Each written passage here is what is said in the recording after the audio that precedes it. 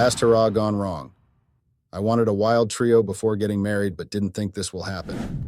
I had a threesome before my marriage just so I would never cheat on my fiancé after we got married. But all my plans backfired and my fiancé found out the truth and ruined my life. It really hurts me that this had to happen to me when all I really wanted was to avoid him finding out. I just wanted to safeguard our marriage by having all the wild fun before I finally had to commit. I really need you all to tell me where I went wrong. I, F29, am an accountant while my fiancé, Anthony, M31, is also an accountant. We don't work at the same place though. We just met through mutual friends. Surprisingly, Anthony and I just dated for 2.5 years before we decided to tie the knot. He proposed on my 29th birthday and I said yes. But the thing is, I never doubted my desire to get married to Anthony. I just doubted if I was ready for it or not. The time was what I had a problem with. Deep down, I just knew I had this debt of commitment. Don't get it twisted, please.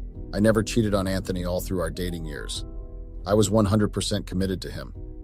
But it's common knowledge that the thought of marriage makes some people nervous. It's a universal thinking that once you're married, your legs have to be closed to other men forever. It was this particular thought that really brought up my nerves. I just couldn't imagine a life like that. I knew deep down that if I said no to getting married to Anthony immediately, there would be several women that were ready to steal him. And just like I stated earlier, I wanted to be with Anthony, but I just wasn't ready for that marriage part because it freaked me out a lot. You might want to ask, so why didn't you tell him about it? Hell no. Never in a million years would I have said what I really felt. He's 31 years old, for crying out loud. He's well-to-do and he has a stable job. I know many of his colleagues that don't hide their interest in him. I knew deep down that saying no would be foolish. So I said yes and decided to do things my way, and kind you, my way was just too immoral and sinful. But what could I do? I was scared of commitment and I thought I found the easy way out. Consequently, when it was exactly 2 weeks to our wedding, I got the worst cold feet ever. My mind was in a million places, and my thoughts kept drifting to life after marriage and the possibilities of being caged in the routine of a married woman. I hated those thoughts with everything in me, but I didn't try to suppress it either. I knew that if I couldn't fix things at that moment, it would be harder to fix it in the marriage. So I decided to seek the advice of an anonymous group on the internet. I had been a member of that group for over 5 years. The group mainly consisted of people asking for advice just like Reddit. They also do it anonymously, but the only difference is that there, people are advised to do crazy stuff, live life freely, and do that bad thing just once. I joined the group solely for entertainment, and I never imagined that I'd seek advice there one day. So I decided to be a daredevil and table my issues there. In less than 24 hours, I got many replies on what to do. There were a lot of crazy ideas, but the idea that really stood out for me was that of getting a threesome before I tied the knot. At first, I laughed at the thought, but when I noticed that almost a dozen people stated the same thing, I naturally started to imagine the thought of it. Of course, there were other ideas there that routinely made sense, but I was more drawn to the idea of having a crazy night before marriage. I would like to think that this particular idea stood out to me because I knew it would quench my taste in some way. I felt like it would kill two birds with one stone. First of all, I would have a crazy night to fantasize about any time I get bored in my marriage, and second of all, it wouldn't seem like I was missing out on anything because I would remind myself that I've done that crazy thing before. Perfect plan. It was literally the perfect plan for me. I was so excited that I thanked the other members and asked them to wish me good luck. Before the engagement, and even down to before getting married, Anthony and I never lived under the same roof. What I'm trying to say is that I never moved into his house. I did sleep over most times, but I never slept over more than 2 nights. So there was no way I would have gotten caught, and I know this because I analyzed everything ahead of time. I had my own apartment and Anthony had his own house. I didn't like the thought of that before, but when I decided to have a threesome, I was grateful that we had different homes. Now you might want to ask, where the hell did you get the men from? The group also assisted me with a site. It wasn't specifically like a dating site, it was more like a sure for who *ups. I got on the site, and after 3 days of scrolling through, I set a date to meet with the guys. I think I'll just call them my APs. So exactly 1 week before my wedding, I decided to meet up with them at a hotel. Apart from the anonymous group, no one else knew about my plans. Anthony had no clue what I planned to do. In fact, he was so busy with balancing work and our wedding preparations that there was no way he would even think I wanted to cheat. But to be honest, in my mind, I didn't really consider what I planned to do as cheating. Did I? It was just a harmless one last night of fun. So I bet you with the guys at the hotel and we did it. Yes, I didn't back down, and I shamelessly had the threesome with 3 total strangers. Yes, I used protection, and no, I never knew them before. It was just a platonic night. I didn't exchange numbers with them, though they did try to get my phone number. Up until that moment, we only communicated online. Not on WhatsApp, just on the site. I did that because I didn't want any complications. I've heard of so many stories of how nights like that ended up. The guys would get attached and would try to cause a scene, or the bride would foolishly cancel her wedding. There was no way in hell I planned on letting my marriage scatter because of 2 strangers I met online. But despite my desperate attempts to keep my marriage safe and okay, nothing worked. I mean, absolutely nothing worked, and all of my efforts actually backfired. Consequently, I did get my mind off the possibilities of being confined and bored in my marriage, but nothing got better for me. In fact, it felt like I unleashed problems in my life. I had to start fighting so hard to keep Anthony from finding out the truth. I also had to try my best to look innocent and act like nothing actually happened. It was definitely difficult, and trust me, nothing worked. I did tell you guys that many of Anthony's colleagues made their interest in him known, right? Well, guess what? I wasn't wrong. Those women are like ticks in my flesh. Anthony always tells me to ignore them, but I can't seem to do so. They were invited to the wedding even though I tried my best not to invite them. The thing is, Anthony invited all his colleagues to the wedding. I did too, but I couldn't help the thought of seeing those women. He has male colleagues too, but none of them give me the ick like the female ones. I'm stressing on them because they played a huge role in Anthony finding out the truth. Even though I had a hand in it, I swear that Jay was doing a great job of hiding if not for his stuck-up colleagues. So about 5 days to our wedding, we had a lot of events planned out. We booked a hotel for the full 5 days and the celebration started, literally. When I say celebration, I don't really mean extravagant things. Some were just simple dinners and games. Anthony and I were not stupid enough to spend a fortune on the wedding and end up broke after. So that's why we were smart enough to keep things modest and affordable. Unfortunately, Anthony and I had a big fight on the first night at the hotel. The thing is, the guys I had the threesome with kept on messaging me on the site repeatedly, even after I had warned them to stay away from me. So when I got a message from them again after trying to get rid of them over and over, I got pissed and left the room to go send them a voice note. Let me clear this up.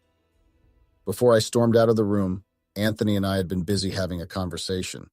He had been stressed about a lot of things and wanted to speak to me about it. I was stressed too, and to be honest, I wasn't even listening to him. I just pretended to listen even though I was checking my phone every minute and typing replies. Anthony noticed this, unfortunately, and bounced out his anger immediately.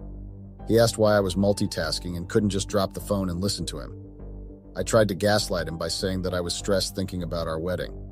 I also blamed him for being stressed and accused him of inviting his female colleagues when he was fully aware that I didn't like them. Well, I know I was very wrong for doing that, but that was just me trying not to be in a bad position. I didn't want to get caught, and I did everything in my power not to raise any suspicions. I ended up apologizing to Anthony and promising to listen to him. I tried to do so for about 5 minutes before I got another frustrating text from the 2 guys. I just couldn't hold it any longer, so I got up and stormed out of the room with no date for what Anthony would think. In fact, at that moment, I forgot he was even in the room. You guys might try to judge me, but you cannot imagine how hard it is. Do you know how hard it is to hide something that big? I had a threesome without my finances knowledge, a threesome without him and without his consent. I just went on to do whatever I wanted. Of course, I was scared of the outcome and what he would think. I didn't even want to imagine what he was going to do to me or how he was going to cancel our wedding. I was beyond embarrassed, so I just got into my kind and forgot about everything that was going on around me. Anthony didn't take this lightly, guys. In fact, he was extremely angry. Do you know that I ended up ruining things for myself? I had no idea who was behind me or if anyone even listened to me when I angrily recorded those long voice notes and warning messages. I had no idea that Anthony followed me out, so I just kept on speaking without a line of thought. When I was done, I got the shock of my life. What do you think happened? Of course, my bad luck came for me again. Anthony was behind me and he heard everything I said. I swear that my soul left my body at that moment. I just couldn't believe that I had let my guard down in such a way. It really came as a shock to me. I won't lie. You would expect Anthony to get angry and cancel the wedding immediately, right? Well, that didn't happen. I didn't expect that he would just stand there and look at me. I thought he would start shouting, kicking, and just doing several things. But no, Anthony just turned back and left. I wasn't happy because I definitely knew that silence on such a situation was never a good idea. I did the best thing I could do, which was to run after him. Luckily, or rather unluckily for me, I didn't beg or say anything about the voice note. I just asked him why he followed me out. To my surprise, all Anthony did was scold me for leaving him in the room like that when he was pouring out his heart to me. He accused me of not being supportive and for being extremely nonchalant about our wedding. Let me just say that I had never been more relieved in my life like Jay was in that moment. I was excited, happy, and surprised at the same time. I could not believe that Anthony didn't hear what I said. I don't know if I was just being foolish or if I was just having on to the little hope I had. I guess you could say I was just trying to hide from the truth. I consoled myself by thinking that he must have not really heard anything and might have come at the end. I told myself that there was every possibility that he actually heard something, but couldn't understand what I was talking about. Another thing that gave me hope was his silence. I loved the fact that he was silent all through and didn't try to bring up any conversation. We slept that night without having any complete talks, and I was really relieved and happy about that. It just felt like I had won, and that I had nothing to worry about. I was also happy that I finally got to shut the guys up and warn them to stay far away from me. I just couldn't help but feel extremely happy. But what I didn't know was that I was being the biggest fool ever. Because by thinking that all was well, I let my guard down, and that's eventually how I got caught. I was so free the next day that one would think I just won the lottery. Yes, you're free to laugh at my stupidity because it's definitely not naivety. Nothing about what I did was naive, and the fact that I tried to gaslight Anthony instead of coming clean just shows how aware I was. I'm not the first to be so stupid, but I guess I'm the first to get caught and punished in the most embarrassing way. But Anthony still has some of Blake on his shoulders, though. You all needed to see how nonchalant he was. Jay didn't even act like someone who was aware his wife had a threesome. He went about life like he usually did and acted like he normally did with me. I, on the other hand, suddenly became present and interested in our marriage. From left to right, I was trying my best to act normal. I acted normal to the extent that I forgot all about what I did. And that was literally one of the biggest mistakes I made. Do you know that while I was just being nonchalant and acting like the most loyal wife, Anthony had been plotting his revenge behind my back? Do you know that while I was acting like a fool and making a fool of myself, Anthony was going around with his female colleagues and trying to find out if I really cheated? Now that I think about it, I feel like burying myself under the ground. You know that feeling of wanting the ground to open so you can enter? That's exactly how I feel. It's that feeling of shame and embarrassment and just knowing that you were just too stupid. I was parading myself around all the events as the bride-to-be, but behind me, I was being duped big time. First of all, Anthony and I already made an arrangement that he would cover 70% of the wedding expenses and I would cover 30%. I was supposed to pay for the first two events while he covered everything else. But then Anthony suddenly met up with me and asked me to use my card for the rest of the wedding events. According to him, he was having issues with his card, and he was also expecting a huge amount of money. He promised to return my money and even had interest in it. Of course, I said yes. First of all, I didn't doubt him because I knew Anthony's financial capabilities were nothing to play with. I knew he was financially capable to pay me back, and also as an accountant, I couldn't say no to the opportunity to get extra interest when being compensated. I didn't think he had any ulterior motives, and I foolishly gave my card and watched as all expenses were deducted from it. Unknown to me that it was Anthony's first move of revenge. If I had known, I would have never given that card to him. He basically ripped me up and made me pay for the whole wedding. I used my card to pay for everything. He did that on purpose. Let me just say this now. Even though I was definitely wrong in some ways, he played dirty by doing what he did, and I actually expected more from him. I am beyond hurt and ashamed right now. I have my faults, but him stopping that low is just worse. To think that I didn't find out about everything until the very end is even worse. You know how I spoke about his female colleagues being in on it? Well, this is why I said so. Apparently, after Anthony caught me that night recording those voice notes, he was confused about some details, like the name of the site and some words I used. One of his colleagues saw him eavesdropping and decided to meet him the next day. She also heard me that night, but decided to leave everything till the next day. She met up with him and affirmed that I was indeed cheating. She also told Anthony about the site and told him it was a popular site that people used to do all sorts of bad things. Anthony then decided to check my phone so that he could confirm and see things for himself. You guys remember when I said I let my guard down because I thought no one was going to catch me? Well, that ended up biting me in the back. I thought I was being so smart that there was absolutely no way I was going to get caught. It happened that I left my phone unattended one day and went to take a shower. Anthony then got into my phone and went through it. Don't ask how he did it because it's simple. He knows my password and I know his too. I just got comfortable because he had never tried to check my phone before. I never checked his phone out of nowhere either. We just had that kind of mutual trust for each other. So he checked my phone and saw everything because I didn't delete it and I left it all there.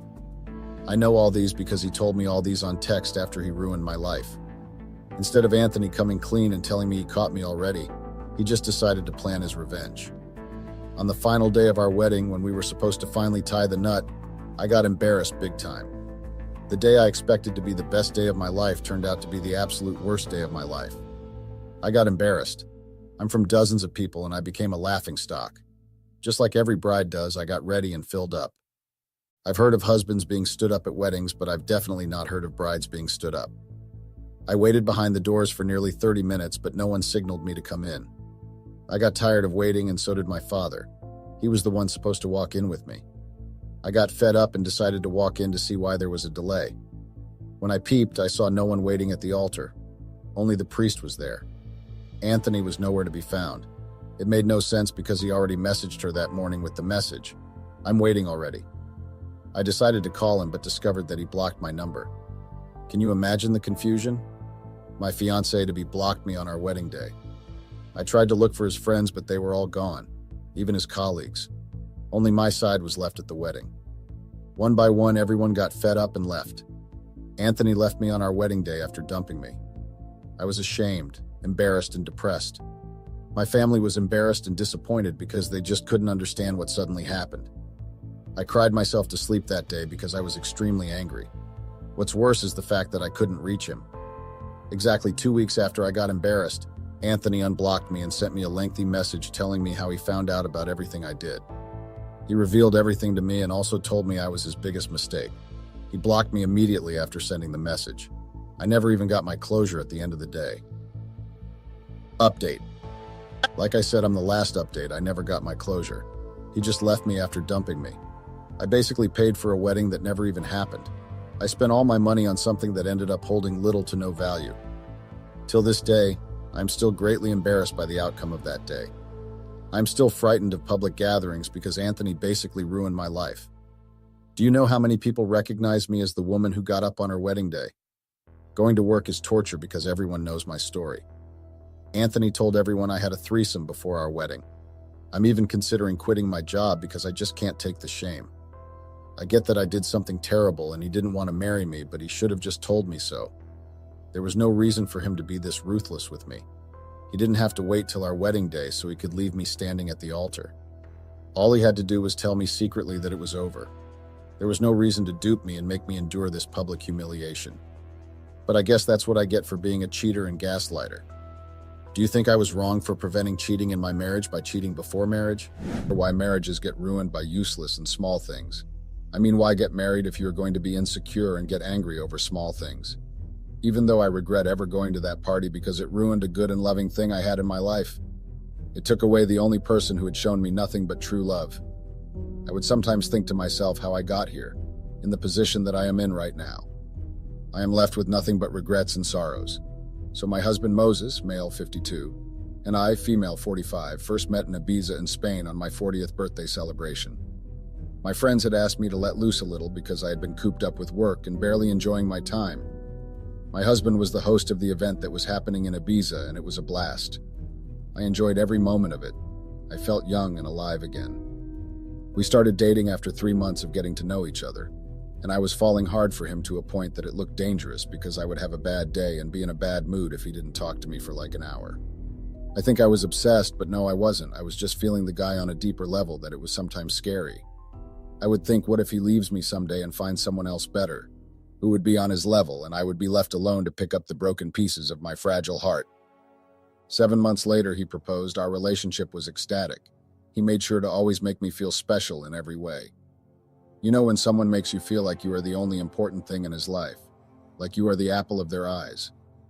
Well, that was what Moses made me feel. He was not ashamed or scared to show off his woman to his either friends or colleagues. He made sure to always make time for me. Even if he was busy or he would be hosting an event somewhere, he took me with him. I was the happiest and special woman on earth. Some of my friends had started distancing themselves from me. I didn't understand why they were not happy with my relationship with Moses. It really puzzled me because it was not like I had taken someone's boyfriend or crush and I had broken a girl's code. They were just not happy that I had finally found love and happiness. Some friends that we hang around with would surprise you sometimes. So Moses proposed and we got married 2 months later. Well, I had wanted a small and intimate wedding, but the guy had so many relatives, colleagues, and friends. So it was kind of a big wedding, but nonetheless, it was a great success and we were both happy. Our families were happy. Moses was the guy that most girls fantasize or dream to have in their lives, and I had that. We were so much happy and so much in love until we were not. Moses started distancing himself to a point that even if he was hosting an event, he was no longer going with me as we used to. As time went on, Moses had started being the boring person. I couldn't understand what was going on with him because if I would try and address the issue, he would just make an excuse about being under pressure at work. He was no longer spending much time at home. It was like I had become his housemate because in the morning we would both go to work. Well, more like he would go to work very early in the morning, then I would be left behind and go around 8. And when it was time to knock off, I would be in the house earlier than him as he had recently started coming back home late at night. My husband Moses was a good man, but he was also boring. Well, he had started being a very serious and boring person, 6 months after our wedding. If he was free and not working, he would either go to friends or watch TV or play video games and invite his friends over. He was not giving me his time and attention anymore. The thought of him cheating on me and finding someone better than me came across my mind, but I would put the thoughts away and console myself by convincing my heart that Moses loved me enough and a lot for him to just cheat on me. I thought he was going to change, I had faith in our relationship and marriage. The change he made was very huge to a point that he never wanted to go out and explore new things with me like we used to anymore. And he never made me feel like I was the center of his universe. It was a lot and it was hurting me a lot. I couldn't even address the issue that we were facing anymore because I knew what his excuse would be, so it was no use trying to find the cause or the root of our problems. Time went by and his ongoing and unending trips got to me and it affected our relationship. And even our intimate moments were no longer the same.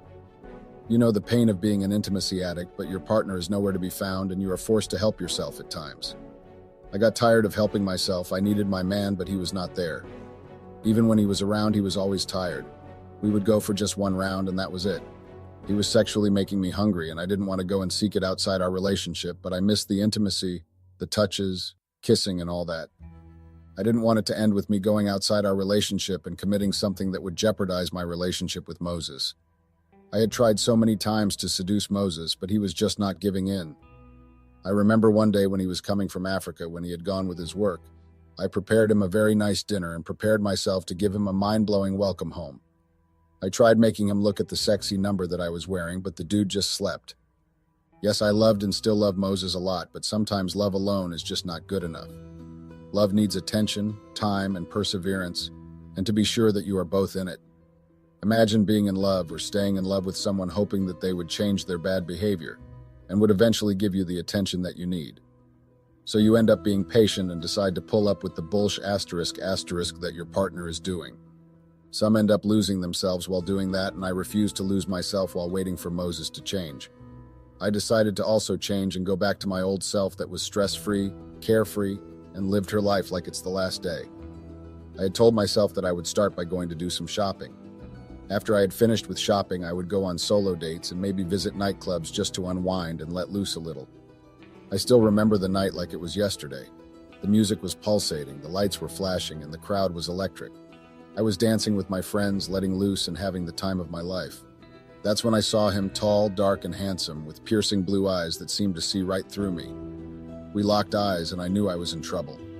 We danced together, our bodies swaying to the rhythm, our hands touching and our lips grazing. The next thing I knew, we were making out in the corner of the club, our passion igniting like a wildfire. We exchanged numbers, and before I knew it, we were sneaking out of the club hand in hand, ready to take on the night. The memories of that night are still etched in my mind. The way he held me, the way he kissed me, the way he made me feel like I was the only woman in the world. It was a night I would never forget, a night that would change my life forever. The next morning, I woke up in his arms feeling like a queen. We made love again, slow and gentle this time, our bodies entwined like we were one. As we lay there, basking in the afterglow, he noticed something on my neck. A small purplish mark, a hickey from our passionate encounter the night before. He smiled, his eyes gleaming with pride, and whispered, "You're mine now." I blushed, feeling a flutter in my chest. Little did I know that moment would be the beginning of the end of my marriage. We were in our moment, and it was great. The guy explored my whole body like he was exploring his favorite country. He was like a drug in my body. My body was giving in to every touch that he was doing, every sweet word that he was saying, to the commands that he was making. The intimate moment that I had with Bruce was on another level. He made sure that I was satisfied with every action that he was taking. The intimate moment was, I don't know how I can put it, but I think it would be magical, because it was truly and unbelievably magical. It was something that I had long desired that my husband had been failing to do the whole time.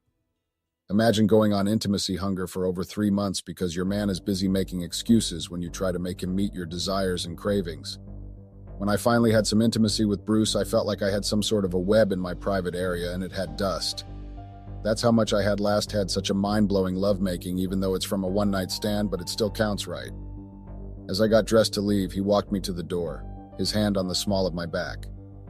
"I'll call you soon," he whispered, his lips brushing against my ear. I nodded, feeling a thrill run through me. I made my way home, my mind replaying the events of the night before. I couldn't believe what had happened. I was married, for crying out loud. I had a husband, a home, a life. But at that moment, none of that seemed to matter. When I got home, my husband John was in the kitchen making breakfast. He looked up as I walked in, a hint of concern in his eyes. "Hey, where were you last night? You didn't come home until really late." I hesitated, trying to come up with an excuse. "I was out with the girls from work. We went to a movie and then grabbed drinks." John nodded, seemingly accepting my explanation. But as we sat down to eat, I couldn't shake the feeling that he knew something was off. The days that followed were a blur. I went through the motions of my daily routine, but my mind was elsewhere. I couldn't stop thinking about the stranger from the club, wondering when I would see him again. And then one night he called. We met at a hotel downtown, our passion reigniting like a wildfire. I knew it was wrong, but I couldn't help myself. I was addicted to the rush of adrenaline, the thrill of the forbidden. As the weeks went by, my affair continued, secret meetings and stolen moments whenever we could. Moses and I were growing further apart, the distance between us palpable. One morning, as we were getting ready for work, Moses caught my eye in the mirror. "What's going on, Sarah? You've been distant lately, and I can tell something's wrong." I tried to brush it off, but he saw right through me. "Sarah, I know you're having an affair. I can see it in your eyes." My world came crashing down. I knew I had been living a lie, but I had never intended to hurt Moses. I loved him, or at least I thought I did. Moses's eyes were filled with a deep sadness, a mixture of hurt and betrayal. I couldn't bear to look at him, knowing that I had caused him so much pain. "Who is it?" he asked, his voice barely above a whisper. I hesitated, unsure of what to say. I didn't want to hurt him any more than I already had. "Just someone I met at the club," I replied, trying to downplay the situation. Moses shook his head, his eyes welling up with tears. "I thought we had something real, Sarah. I thought we were happy." I felt a pang of guilt, knowing that I had been living a lie. We had been happy once, but I had let my desires and impulses tear us apart. "We were happy, Moses," I said, trying to reassure him. "But I made a mistake. I'm sorry." Moses nodded, his eyes never leaving mine. "I want a divorce, Sarah. I can't keep living like this, wondering when you'll slip up again." I felt a lump form in my throat as I realized the gravity of my actions. I had lost the man I loved, the man I had promised to spend the rest of my life with. The days that followed were a blur of lawyers, paperwork, and tears. We divided our belongings, our friends, and our lives. I was left alone, wondering how I had let things go so far. As I looked around my empty apartment, I realized that I had lost more than just my marriage. I had lost myself. I had lost the woman I used to be, the woman who was happy and content with her life. I thought about the stranger from the club, the one who had started it all. I wondered if he was thinking about me, if he knew the destruction he had caused. But deep down, I knew it wasn't his fault. It was mine. I was the one who had made the choices, who had thrown away my marriage and my happiness for a fleeting moment of passion. The months that followed were dark and lonely. I struggled to find meaning in my life, to fill the void that Moses had left. I threw myself into my work, taking on extra projects and responsibilities, but even that couldn't distract me from the pain. He asked how I could cheat with his childhood bully. and if I had known the damage and satisfaction that I had caused just by sleeping with his enemy. I told that I didn't know and I was sorry. He then got really angry and told me that he cannot be under the same roof as me because I have shown that I was untrustworthy, and he didn't know what I would do to him while he was sleeping if I knew how to open my legs for his sworn enemy. I was so heartbroken and shuddered by each and every word that he was uttering to me. Sure, I had done him wrong in the worst way possible, but how could he say such hurtful things to me? I don't even want to mention the part where he called me a body seller and told me that I would murder him someday because I was untrustworthy. Well, those words hit deep, and I don't even think that I would ever move on from them. They tore my heart into small, unfixable pieces. Later on that day, after he had said a lot of hurtful and harsh words, he told me that he wanted nothing to do with me and I should go back and enjoy Bruce's D***** because I am no longer his wife. That was the last straw. I begged him while kicking and crying. I didn't want him to leave me. I was regretting everything that I had done, and I couldn't believe that Bruce would actually send Moses such a video, then post it on TikTok. Imagine going viral for the bad and nasty thing. My reputation and self-dignity was shuttered. Moses left the house and went wherever he went. I was so heartbroken I would cry myself to sleep every day. I lost appetite and even the energy to go on. I felt like my whole world had crushed on me. The only thing that had kept me going and made me able to sleep was a bottle of whiskey and vodka. I didn't want any wine or whatever that wasn't strong. I wanted no one to come and try to see me or feel pity for me. The way I was so depressed and hurt, one would swear I had lost my mind. I stayed indoors and never opened for anyone that was knocking. I was grieving my relationship and it was painful. Up until a few weeks later, I decided to stop feeling sorry for myself. I had thought I had moved on and forgave everyone, but I was fooling myself. So I tried going to the mall to get some air, but as I was still at the mall, I fainted and woke up in the hospital. The doctor told me that I was dehydrated and depressed and referred me to the therapist. My mother was so worried and disappointed in me, and I didn't blame her. So I started therapy, which I'm still attending even today. And I would say that it is helping me a bit, but I don't think I will move on from Moses anytime soon. A few months later, I started seeing the stranger from the club again, hoping that he could fill the emptiness inside me. But he was just a temporary fix, a band-aid on a bullet wound. One night, as we lay in bed together, he turned to me and said, "I have something to tell you." My heart skipped a beat as I wondered what he could possibly say to make things worse. "I'm married," he said, his voice barely above a whisper. "I've been married for 5 years and I have 2 kids." I felt like I had been punched in the gut. I couldn't believe what I was hearing. "Why did you lie to me?" I asked, my voice shaking with anger and hurt. He shrugged, his eyes avoiding mine. "I didn't want to lose you. I wanted to keep seeing you, and I knew if you knew the truth, you would leave me." I got out of bed, my mind racing with thoughts of betrayal and deception. I felt like I had been living in a dream that had just been shattered. I left him that night knowing that I deserved better. I deserved someone who would love me for who I was, not someone who would lie to me and use me for their own pleasure. As I walked out of the hotel room, I felt a sense of freedom wash over me. I was finally free from the toxic relationships that had been holding me back. I knew it wouldn't be easy, but I was ready to start over. I was ready to find myself again, to find happiness and love on my own terms. I took a deep breath and stepped out into the unknown. I knew it wouldn't be easy, but I was determined to start fresh. I started by focusing on myself, taking time to reflect on my actions and my choices. I realized that I had been living in a state of denial, ignoring the signs and symptoms of my unhappy marriage and my unfulfilling life. I started therapy, working through my emotions and my past. I learned to forgive myself and others, and to let go of the guilt and shame that had been holding me back. I started taking care of my physical and mental health, exercising regularly and practicing mindfulness. Slowly but surely, I started to feel like myself again. I started to see the world in a new light, to appreciate the beauty and wonder of life. I started to make new friends, people who supported and encouraged me on my journey. And then one day I met him. His name was Alex, my new man, and he was kind, gentle, and compassionate. He was a listener, a problem solver, and a partner. He was everything that I had been missing in my life. We started dating slowly and cautiously. We took our time getting to know each other, sharing our stories and our dreams. We laughed and cried together, supporting each other through the ups and downs of life. As we sat on the beach watching the sunset on our 1-year anniversary, I knew that I had found my soulmate. I knew that I had found the love and happiness that I had been searching for all along.